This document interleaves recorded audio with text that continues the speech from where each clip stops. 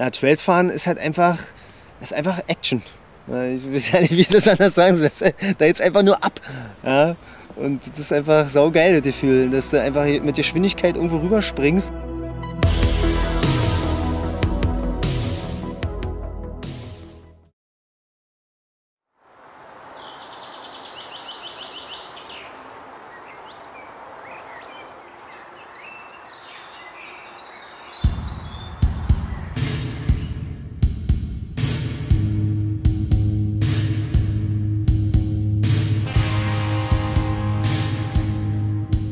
Irgendwann hat man es mal irgendwo gesehen, wie jeder wahrscheinlich.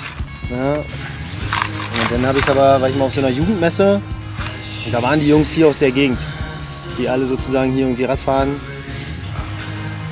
Und dann erstmal durch den Wald, Stock und Stein. Und dann war man auch schneller, als man sich sehen konnte, war man an der Flak. Die Flak ist in Schulzendorf. Und da sind wir dann einfach mal Tag und Nacht geheizt. Und dann war man auch ganz schnell Mitglied dieser Szene dort.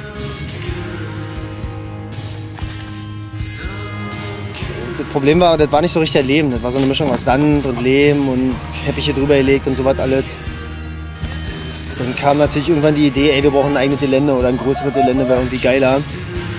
Und dann hat das aber nirgendwo funktioniert.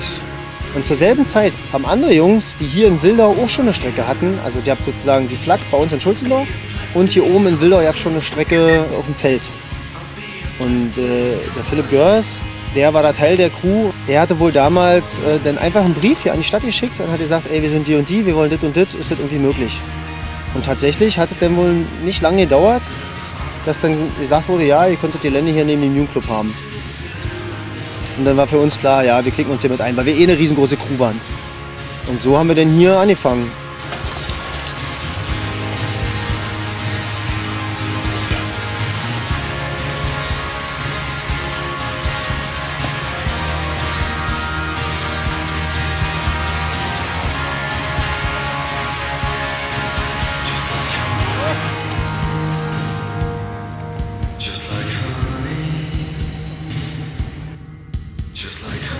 Und dann kam natürlich diese klassische Standardzeit, wo dann sich die Leute langsam verabschieden, weil sie ein Mädel kennenlernen, weil sie ein Auto haben. Und so schrumpfte dann sozusagen so ein bisschen der Kreis der Leute und dann waren wir nur noch so 5. Aber hat immer noch gereicht. 5 Leute, der harte Kern hat immer noch gereicht, um hier immer krass viel zu fahren und dass hier viel los ist.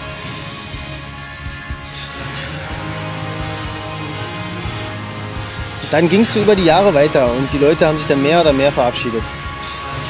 Und dann kam auch bei mir eine kritische Phase, wo ich mich um nicht so viele Dinge kümmern konnte und auch nicht um diese Strecke hier. Und dann war die hier mehr oder weniger 3-4 Jahre tot.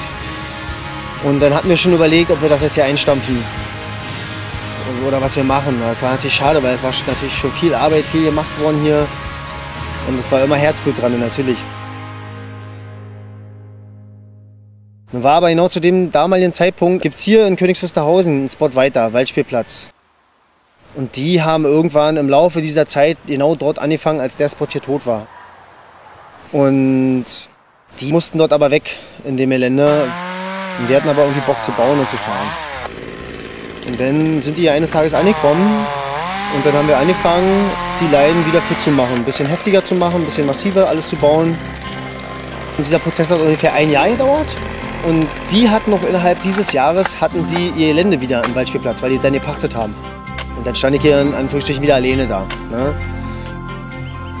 Und war ja noch nicht ganz fertig, noch nicht so fertig, wie ich es haben wollte. Deswegen habe ich dann einfach alleine weitergemacht. Und dann habe ich angefangen, hier einen zweiten Einstieg zu bauen, wollte ich schon immer haben. Und so habe ich dann im Prinzip 4 Elemente, die sozusagen aus dem Nichts von 0 aufgeschippt werden mussten. Und gerade hier die zweite Landung, die echt riesig massiv ist, da stecken, glaube ich, 3,5 LKW-Ladungen drin. Eine Ladung sind 17 Kubikmeter. Und die 17 Kubikmeter, die auf dem Boden liegen, die musst du erstmal mit der Schubkarre irgendwo hinfahren. Also schon allein das dauert einfach nur ewig. Ja, und dann ist ja nicht mal den Sand bewegen die viele Arbeit, sondern das Modellieren. Und dann habe ich die auch mehrmals umgebaut. Die war erst 1 Meter weiter hinten, weil ich so Elihu nach hinten springen wollte. Das hat aber nicht funktioniert, weil man mal so eingehackt ist. Also ich musste die halt mehrmals umsetzen und mehrmals auch den Landeradius verändern und so. bis es dann gepasst hat. Ja, und so kam es denn. Sozusagen, dass es dann am Ende mehr oder weniger fertig war. Ich habe dann immer noch so Mini-Ideen und Projekte, die ich umsetzen wollte. Zum Beispiel, ich wollte beim letzten schon immer eigentlich einen Canyon haben. Und dass der letzte so ein entspannter Tricksprung ist. Ja. Und dann habe ich mich nochmal rangesetzt, um einen Canyon zu bauen. Und das war nochmal richtig Arbeit. Weil hier stand mal eine Villa früher, die wurde im Krieg weggebombt. Und dementsprechend liegen hier überall Klamotten im Boden drin. Alles voller Steine und Geröll. Und sobald du hier in den Boden rein willst, mit einer Spitzhacke, klopfst du auf jeden Fall auf einen Stein. Und dementsprechend hat es auch eine Weile gedauert. Also ich glaube, ich habe echt einen halben Sommer damit verbracht, diesen Canyon auszugraben. Und habe dann sozusagen den Absprung neu reingeshaped. Und jetzt finde ich, ist eigentlich ganz geil. So wie es jetzt ist, hätte ich schon gerne vor 15 Jahren gehabt. Also ich hatte damals schon die Idee, wie geil wäre die Line so rum und den Einstieg und hinten da mit dem Tricksprung. Und ja, jetzt ist es prinzipiell fertig, aber so ein Trailspot ist ja eigentlich nie fertig. Du hast immer noch eine Idee und man kann da immer noch was bauen. Und also es gibt immer irgendwie was. Und selbst wenn du einen Hügel nicht mehr baust, dann baust du halt noch einen Tisch oder einen Stuhl oder eine Bank. Eigentlich gibt es irgendwie immer was zu tun.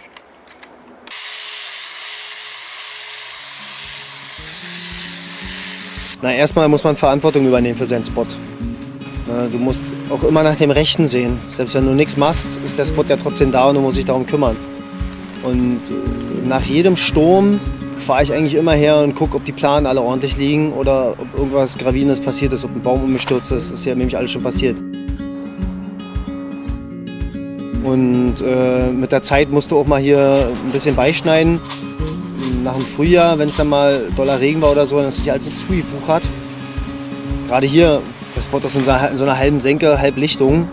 Damit sich die Feuchtigkeit nicht so hält, ist es besser, hier alles abzuschneiden. Dass der Wind und das Licht hier ein bisschen rinkommen, damit hier drinnen nicht so eine Dämse herrscht. Erstmal werden die Hügel dann schneller trocken nach dem Regen. Dann ist hier nicht so viel Viehzeug, die Mücken und Zecken und was nicht alles. Hält sich meistens immer fern, wo Luft ist und wo Licht ist. Und ja, ist viel angenehmer. Ja, und dann ist so ein bisschen noch im Naturbereich ist es eher so, jeder, der mein Auto von innen sieht, wird nicht sagen, dass ich ein ordentlicher Mensch bin. Aber in manchen Bereichen schaffe ich gerne Ordnung. Und das ist zum Beispiel bei der Arbeit. Da habe ich gerne Ordnung. Mein Arbeitsplatz ist eigentlich immer sauber und hier ist es ähnlich. Ich habe gerne den Garten hier ordentlich. Deswegen beschneide ich halt die Bäume auf und ich lasse den Wald nicht nur Wald sein. Es ist ja auch schön, wenn der Wald Wald ist, so, ne? Aber ich finde, wenn man eine Fläche so ein bisschen annektiert, dann sollte man sich der Erde schon so ein bisschen untertan machen. Aber ohne sie dabei zu verletzen.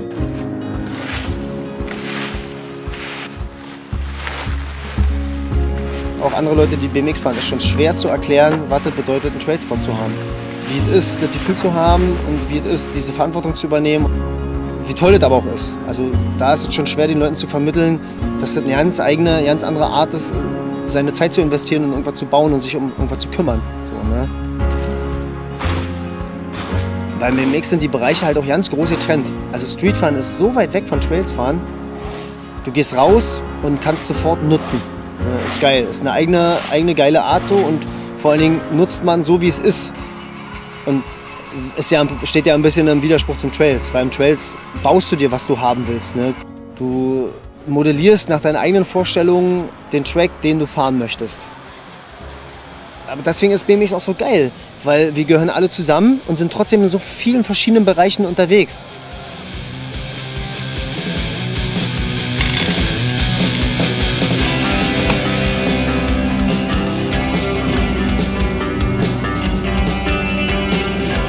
Trailsfahrer sind alle sehr softe, entspannte Leute, weil es da mehr ums Flow geht, generell. So, ne? Und deswegen die Leute auch einfach nur so durchsurfen und sich auch wenig unter Druck setzen beim Radfahren. Beim Trailsfahren geht es eigentlich gar nicht um Tricks. Also man kann Tricks machen, macht doch so Spaß, ich finde Tricks auch voll geil.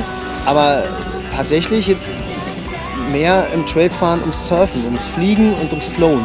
Die Linie fahren können, die Linie hintereinander fahren können.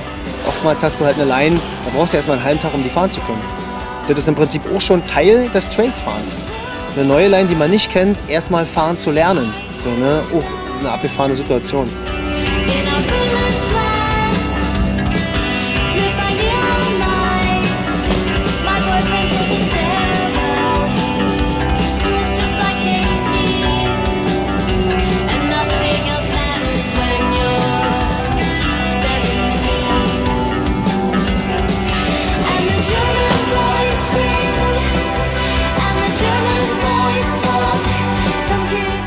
Jam, Trails, Jams.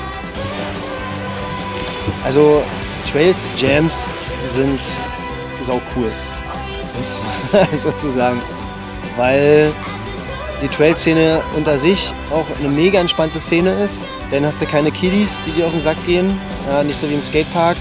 Und alle haben Bock auf das Gleiche und alle, wenn sie ankommen, fragen immer, was kann ich machen? Auch sehr untypisch für alle anderen Bereiche. Ja, da wird hingegangen und einfach konsumiert, anstatt erstmal die Plane aufzumachen, nass zu machen, zu fegen, was auch anfällt. So, ne?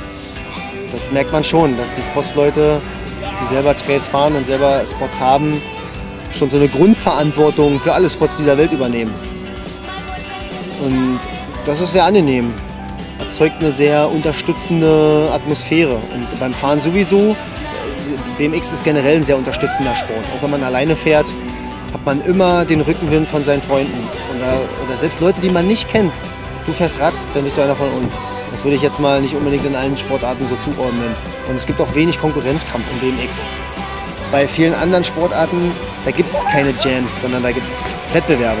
Das ist ein Unterschied zwischen Jam und Wettbewerb. Und deswegen ist ein Jam immer entspannter.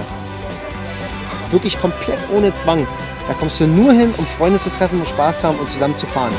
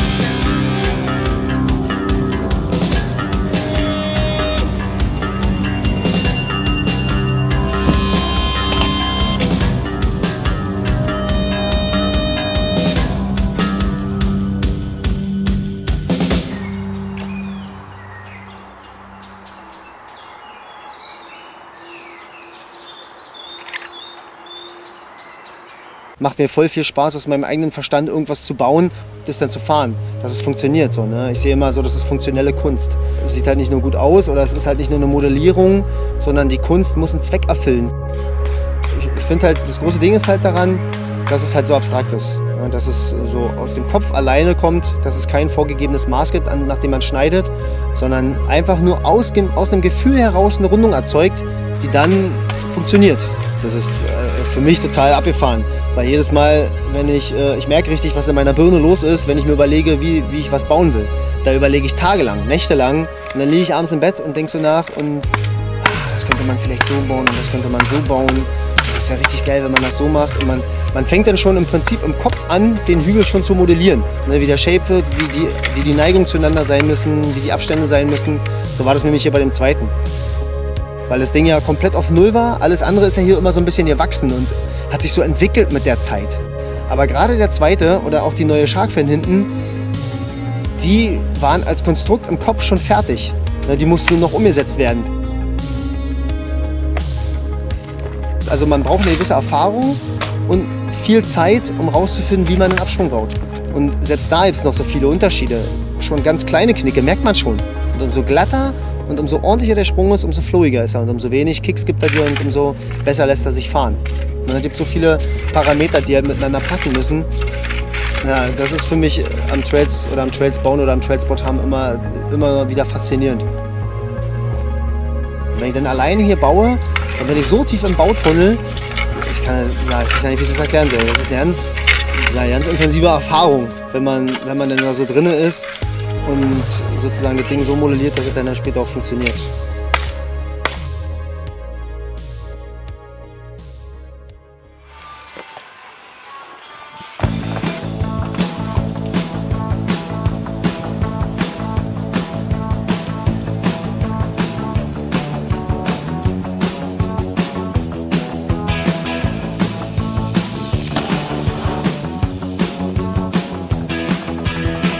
Those times I waited